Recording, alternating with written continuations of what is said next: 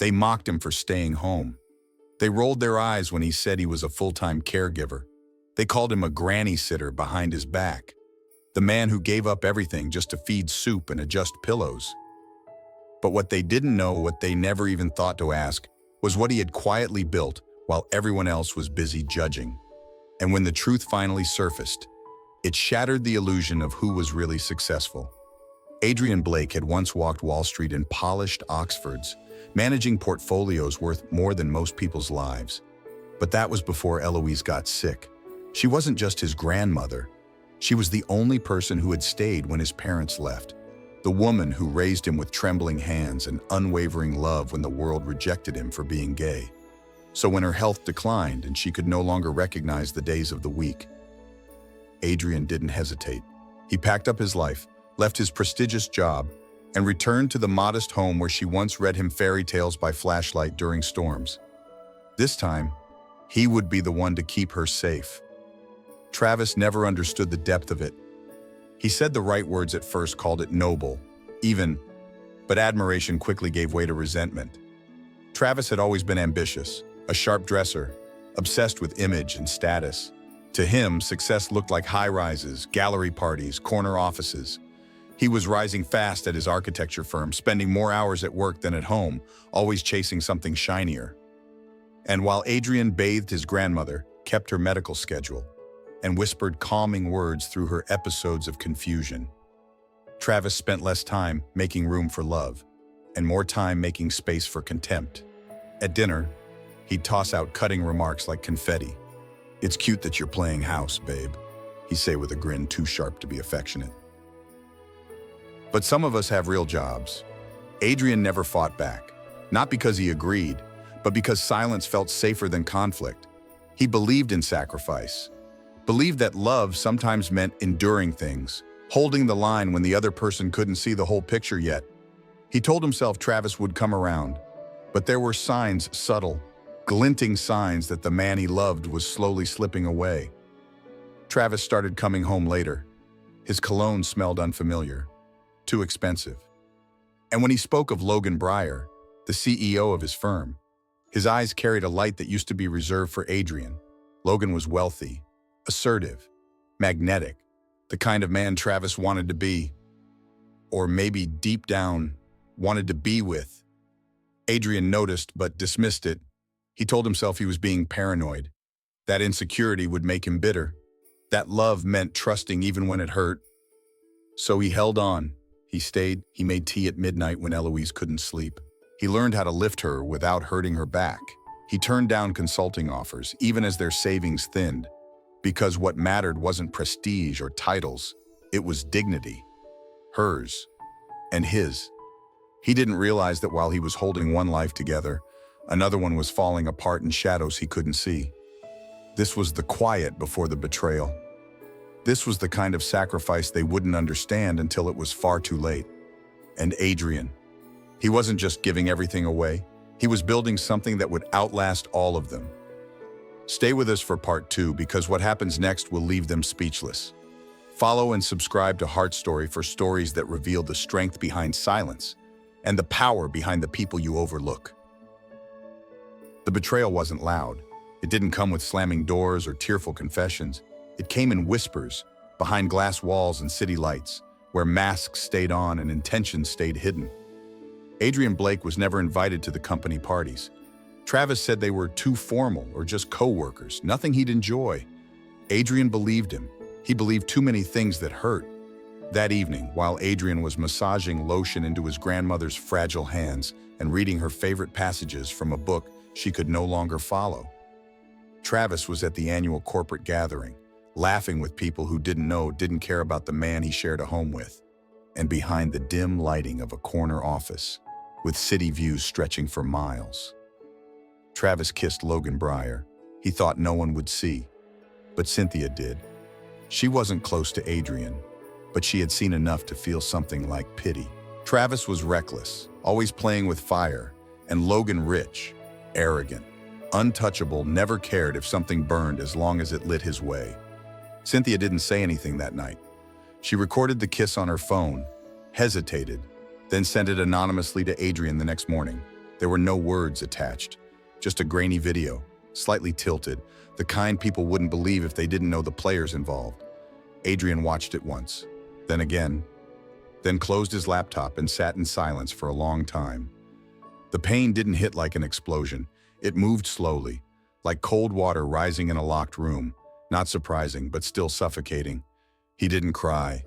He didn't call Travis. He didn't scream or confront or beg. Instead, he stood up, walked to the bedroom, and began folding clothes into a suitcase. He packed only what he needed, gathered his grandmother's medications, her photo albums, the small keepsakes that had followed them through decades. By evening, they were gone. A quiet exit from a house that had stopped feeling like home long before the video arrived. He left no note, no message, just absence. When Travis came home and found the house emptied, he stared at the blank spaces on the shelves, the unmade bed, the cold, untouched dinner on the stove. For a moment, he panicked, but it faded quickly. He convinced himself Adrien had finally snapped, run off out of jealousy, unable to handle reality. And secretly, he was relieved. Freedom had arrived without guilt. Logan was everything Adrien wasn't: wealthy, commanding, unbothered by burdens. They grew closer quickly. Travis and Logan, expensive dinners, business trips, late nights that bled into mornings.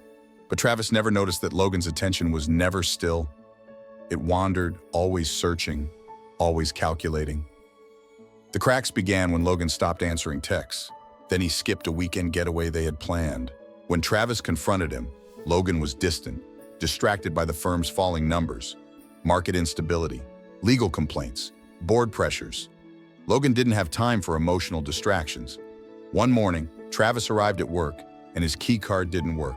Security told him to wait. An hour later, HR handed him a sealed envelope. Termination effective immediately, no warning, no explanation, just silence. Logan never even looked him in the eye. Travis walked out of that building not just unemployed, but discarded. He had bet everything on charm and connections, and now he stood alone, no job, no partner, no one to come home to. And in that hollow silence, something began to gnaw at him. Not regret, not yet, but fear. Because for the first time in years, he didn't know where Adrien was. And the life he had mocked might be the only one that ever truly held value. But Adrien wasn't lost. He had simply removed himself from the table they were feasting at. And soon, they would learn just how much they had taken for granted. Grief has a strange way of arriving sudden and slow, quiet and deafening all at once. When Eloise passed, Adrien didn't tell anyone, not even distant cousins. He arranged the funeral privately, with only a few trusted staff and the hospice nurse who had helped care for her in her final days. There was no dramatic eulogy, no long speeches, just soft music, white flowers, and the stillness of a man mourning the only person who had never turned her back on him. Word got out, eventually. Travis heard through an old mutual acquaintance. The news was jarring, not because he cared not in the way he used to, but because something about Eloise's death felt like the final thread that tied Adrien to his past. And in a way Travis couldn't explain. He felt the need to be there, maybe to offer condolences, maybe out of guilt, maybe for closure. But what Travis found when he arrived at the cemetery was not the fragile, broken man he expected. Adrien stood tall, dressed in an impeccably tailored black suit, his hair neatly styled, his presence composed and striking. He didn't arrive alone. A sleek black car pulled up first, its driver stepping out to open the door for him. Everything about Adrien looked different, elevated, powerful. He moved with a quiet confidence, surrounded by people who deferred to him with the respect usually reserved for CEOs or dignitaries. Travis lingered at a distance, unsure whether to approach. Something in his chest tightened not just at Adrien's transformation, but at the realization that whatever life Adrien had built since walking out, it had grown far beyond him. Then came the will reading. It was held in a law office downtown, with polished wood walls and thick carpets that absorbed sound. Travis hadn't been invited, but he showed up anyway, expecting to hear that Adrien had inherited a modest savings account, maybe the old house. Something sentimental, but small. What followed shattered that illusion. Eloise, it turned out, had been far more than a kindly old woman with a quilt collection and fading memory. Before her illness, she had invested quietly, strategically in a regional healthcare company that had grown over the decades into a multi-state provider. She never touched the money, never spoke about it. But the documents were clear. Adrian Blake was now the primary shareholder in a corporation valued in the tens of millions. The inheritance included stock, multiple properties, and full control of a charitable foundation Eloise had started on paper, but never had the strength to launch. Her final wish was for Adrien to expand it into something meaningful, and he had already begun. As the lawyer detailed each asset, Travis felt the blood drain from his face.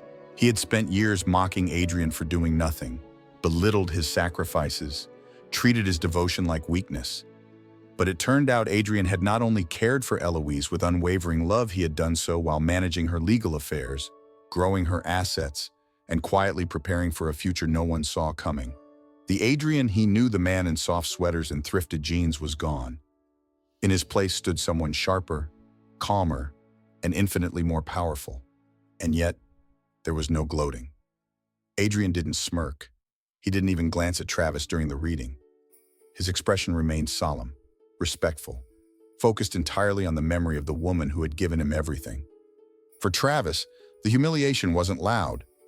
No one laughed, no one called him out. But the silence, the sheer magnitude of what Adrien had become, was louder than any accusation. By the time the reading ended, Travis understood something he never had before. Adrien had never been the weak one. He had simply chosen to invest his life in something that couldn't be measured by paychecks or promotions. And now, with Eloise gone and the mask of dependency shattered, Adrien stood revealed, not just as her grandson, but as her legacy, a legacy of love, resilience, and strength disguised in quiet devotion. Travis left that room with nothing, not just empty pockets, but a gnawing emptiness that went far deeper. Travis had always thought he could fix things with charm, that a few soft words, maybe a tear or two, and a promise to do better would somehow bring Adrien back. After all, Adrien had always been the forgiving one, the one who stayed silent, the one who endured. But this time, Adrien had changed. And now, Travis found himself pacing outside the doors of a downtown bank, rehearsing what to say. His tie was crooked, his blazer too tight from stress weight gain. He hadn't shaved in days, and the sparkle he used to carry in his voice had dulled into something desperate. He had tried calling Adrien, never picked up. He'd sent messages, never returned. So when he heard Adrien would be at the bank to finalize something regarding Eloise's estate, he showed up, uninvited, unannounced, hoping. Inside, Adrien was already seated with two financial advisors, calm and steady as he discussed the transfer of a large portion of the estate into a charitable trust, the Eloise Blake Foundation, a fund created to support caregivers of the elderly and LGBTQ plus youth, two communities too often overlooked. It wasn't just a tribute, it was a mission. When Travis entered the room, the air shifted. Adrien didn't look up right away. He signed the final document, handed it to the advisor, and only then did his gaze meet Travis's. Not with anger, not even surprise, just a clear-eyed stillness that Travis wasn't ready for. Travis started to speak, but Adrien raised a hand. "There's nothing to fix," he said, voice quiet but unshakable. "You already made your choices." "So did I," Travis stammered. "I didn't know. I didn't realize what she left you. What you gave up?" Adrien's eyes softened for a second, then turned sharper. "You never saw what I gave," he said. "Not because I hid it, but because you weren't looking." Silence hung heavy in the room. Then, with a subtle nod to the banker, Adrien motioned toward the final envelope. Inside was confirmation of a full transfer, millions of dollars into the foundation's account, not for private use, not to build a luxury life, but to serve others, in her name. That was Adrien's wealth, not what he had, but what he chose to give. Outside the walls of the bank, another downfall was quietly unfolding. Logan Breyer, once the untouchable CEO, was now the subject of a growing scandal. Multiple employees had come forward with claims of inappropriate behavior, coercion, and abuse of power. Cynthia, the same woman who had once sent Adrian the video, was now one of the key witnesses. Headlines were spreading. Investors were pulling out. The firm was collapsing. Travis, too closely associated with Logan, became collateral damage. No job, no reputation, no place left to fall, but backward. And still, in the thick of it, he returned to Adrien like a child clutching a broken toy. He tried one last time, on a quiet afternoon, when Adrien exited the Foundation's new temporary office. "I never meant to hurt you," Travis said, eyes glassy. Adrien stood for a long moment, then spoke with a grace that struck deeper than rage ever could. "I used to believe I wasn't enough because I wasn't making money, because I was just a caregiver, because I stayed home with someone people saw as a burden. But I know better now. I know love is not weakness, that loyalty is not failure, and that worth isn't something you wear. It's something you build." He stepped into the waiting car and left Travis standing in the shadow of everything he'd once taken for granted. And in that moment, it wasn't wealth that broke Travis. It was watching the man he had discarded become everything he never could. A full year passed. The whispers faded. The headlines moved on. The scandal that had once gripped Travis and Logan's world was now just another archived news link, buried beneath fresher stories. Logan vanished from public view. His empire dissolved. Travis tried to rebuild, bouncing between cities and part-time consulting jobs, but the shine he once carried had dulled. No one was buying what he was selling anymore, not the ambition, not the charm, not even the excuses. Meanwhile, Adrian Blake was doing something else entirely. He didn't move into a mansion or buy a yacht. There were no flashy vacations or red carpet appearances. Instead, he bought a modest property just outside the city, once a small hospice center, now fully renovated and renamed Eloise House. The center served a dual mission. Half of the building was dedicated to elder care, particularly those with dementia or Alzheimer's, staffed by professionals Adrien personally selected and trained. The other half, a safe space for LGBTQ plus youth who had been rejected, abandoned, or left without support, just like Adrien had once been. He didn't just cut a check. He was there present, listening, planning, building something that would outlive him. He didn't need recognition. Every smile from a saved teen, every sigh of relief from a tired caregiver was more than enough. And Adrien didn't do it alone. During the last weeks of Eloise's life, one of the hospice doctors had made a quiet impression. Miles, a soft-spoken pediatrician with a kind voice and eyes that held pain of their own. He had been through his own story, a broken engagement after coming out, professional isolation from a conservative clinic, and years of navigating life alone. But when he and Adrien crossed paths again, this time at a charity event for Eloise House, something unspoken passed between them. It wasn't rushed. It wasn't loud. It was slow, careful, healing. They spent weekends cooking simple meals, evenings walking through the gardens Adrien had planted behind the center. They didn't talk much about the past. They didn't need to. There was an understanding between them, a quiet knowing, two men who had been broken in different ways, learning that wholeness wasn't about forgetting, but about finding someone who saw all your cracks and stayed anyway. One afternoon, Adrien was invited to speak on a local television segment about Eloise House. He wore a plain suit, no designer label, no flashy accessories, but his words carried more weight than any fashion ever could. When asked whether he ever regretted giving up his old life, his career, his marriage, his time, he paused for a moment, then smiled. "I never lost anything," he said calmly. "I only made room for better things to come." The interviewer moved on, but that one sentence lingered. It echoed through every hallway of the center. It printed itself into every mind watching at home. And somewhere, perhaps in a dusty apartment or a cold waiting room, Travis heard those words. He recognized them instantly. They weren't a threat. They weren't even meant for him.